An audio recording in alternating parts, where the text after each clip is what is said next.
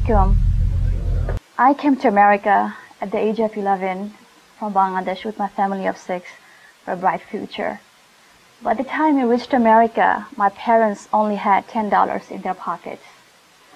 Our humble beginnings did not prevent my parents from sending me to school, but they had no idea what was waiting for me at school, neither did I. I hardly spoke a word of English and was the only one wearing the headscarf, also known as the hijab, in the entire school.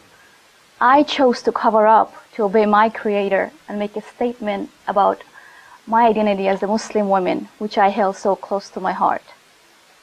But I had no idea that a piece of fabric on my head would cause me so much pain for the next several years. I was discriminated both verbally and physically. I was called names such as Batman and Ninja. At one point, students literally kicked me and spit at me, both inside and outside the school. I was so scared I used to enter the school from the boys' entrance instead of the girls'. I believe I was the only girl to do so. The lowest point of my discrimination at middle school in the Bronx was not what I went through by my classmate, but rather when my English teacher started to make fun of the way I dressed. As a teacher, he was supposed to protect me and help me boost my confidence. Yet he did the opposite by crushing my self-esteem to the ground. I faced similar situations at high school, but with much more intensity. I still remember the day when a bunch of girls, they were waiting for me outside my classroom just to pull off my hijab. And of course, how can I forget the moment of being surrounded by at least 10 to 15 boys who spit and mocked my hijab. I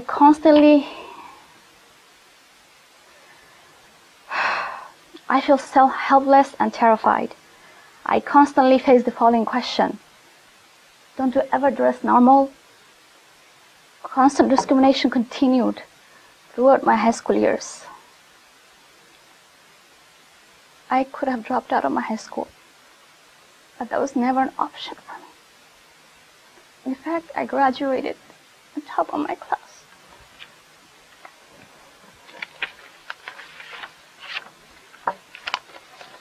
Sorry.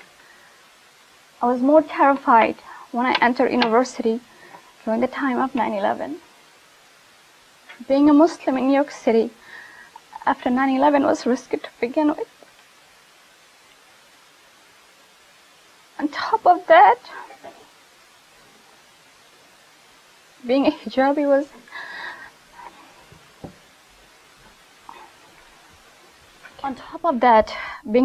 was a direct sign saying she's a Muslim. I constantly lived in fear as I was called names such as Osama bin Laden and terrorist. And of course, I could never avoid those stares as if I was from a different planet. I even got chased a few times on the street. It was a total nightmare. Fast forwarding a few years, on October 1st, 2010, I launched an online hijab store called stunninghijab.com. One of the aims of my business was to serve others. I wanted to have a support system where Muslim women could share their hijab experience. Shortly afterwards, I started to receive emails from women across the globe. I specifically remember this 14-year-old girl named Aliyah from UK. She wrote me an email explaining how her classmate chewed gum and spit at her hijab, and it became a laughing matter just because of her hijab. I also received countless messages from women who got fired from their job and was rejected at their job interviews just because of their hijab. After reading all these messages, I was able to relate to them, sympathize with them, and knew exactly what they're going through. During the summer of 2011, after receiving many messages from women across the globe with similar situations, I kept on thinking, how can I help these women? How can I help myself? That's when the idea of World Hijab came to my mind. I thought if I could invite women in all faiths, Muslim and non-Muslim, to walk in my shoes just for one day, perhaps things would change. I want to bring this idea to life. So I created a website called worldhijabday.com along with a Facebook fan page. I launched them on January 21st, 2013. My message was simply to invite women in all faiths across the globe to wear the hijab just for one day on February 1st, 2013. Within just 8 days, I got responses from women from 67 countries worldwide, including United Kingdom, Australia, Nigeria, Indonesia, Pakistan, Sweden, Albania, Denmark, and Mexico. World Hijab, women from various religious backgrounds, including Jewish, Christians, pagans, atheists, Wiccans, Rastafarians, Mormons, and many more responded to my call. I was able to translate the World Hijab Day poster in 23 different languages, including Dutch, Croatian, Indonesian, and Burmese. World Hijab Day was featured on mainstream news media such as BBC, Al Jazeera, Huffington Post, and many more. World Hijab Day was a huge success as women from different faiths joined hand in hand in solidarity to support millions of women who choose to wear hijab on a daily basis and live a life of modesty. Let's hear some of the responses from World Hijab Day participants. Carrie Jo Stewart from Canada wrote, Emma, my 8-year-old daughter said she got called names, but she kept on wearing the hijab. It didn't seem to bother her. We're Christians, but love our Muslim sisters. She wants to involve her in school next year. Diana Austin, a pagan background, wrote, some of my friends and I have taken a vow to wear the hijab for a year and a day. It is to honor women around the world who wear them every day. Tia wrote, I greatly respect women who wear hijab every day. I found it quite comfortable actually. I'm still confused, however, as to why some people seem to equate hijab with oppression. I found nothing oppressive about covering my head at all. On the contrary, it was liberating not to having constantly worry about my hair. Joe Galvez, a Catholic from the Philippines, wrote, it's commonly believed that wearing a veil is a form of sexual discrimination. I didn't find it to be so. To my surprise, the veil was strangely liberating and an apologetic form of self-expression. World Hijab Day has helped many Muslim women embrace the hijab for a lifetime, as Sister Natasha expressed. World Hijab Day was the encouragement I needed to wear hijab. By next World Hijab Day, I'll be proud to say that I've been a hijabi for a year, inshallah. Before I end my talk, I would like to remind myself and all of you here that this life is too short to hold grudges or hate toward each other. At the end of the day, we are all part of one big family called human race. I pray that a movement like World Hijab Day give us an opportunity to learn to be tolerant of each other by accepting and respecting each other's differences.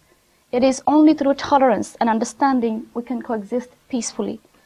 I invite all of you to join in my quest to have 1 million participants for the next World Hijab Day on upcoming February the 1st by spreading the word. It is only through working together we can achieve to have a local form of World Hijab Day in as many cities, states, countries, and continents as possible. Let's start a World Hijab Day revolution, a tool for tolerance, understanding, and peace. Thank you very much for your time. Can you play the video, please?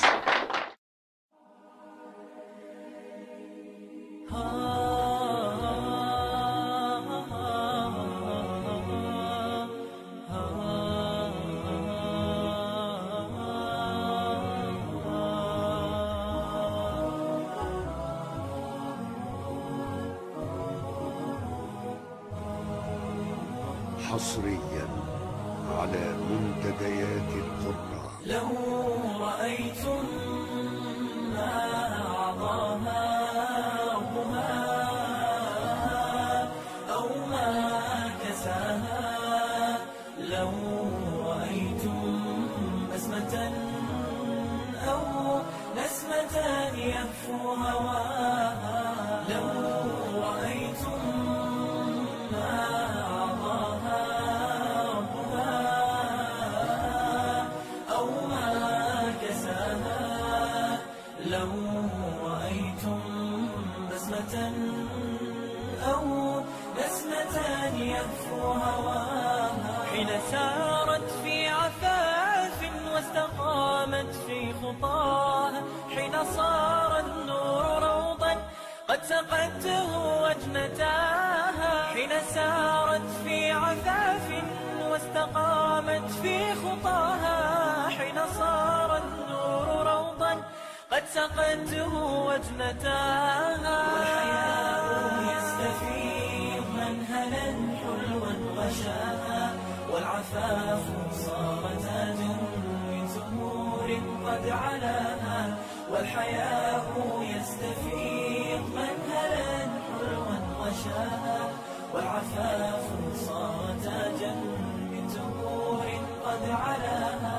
غضت الطرف المعنى في الوقار قد حواها، اخفضت صوتا هموسا ترتجي ربا رعاها. غضت الطرف المعنى في الوقار قد حواها، اخفضت صوتا هموسا ترتجي ربا رعاها.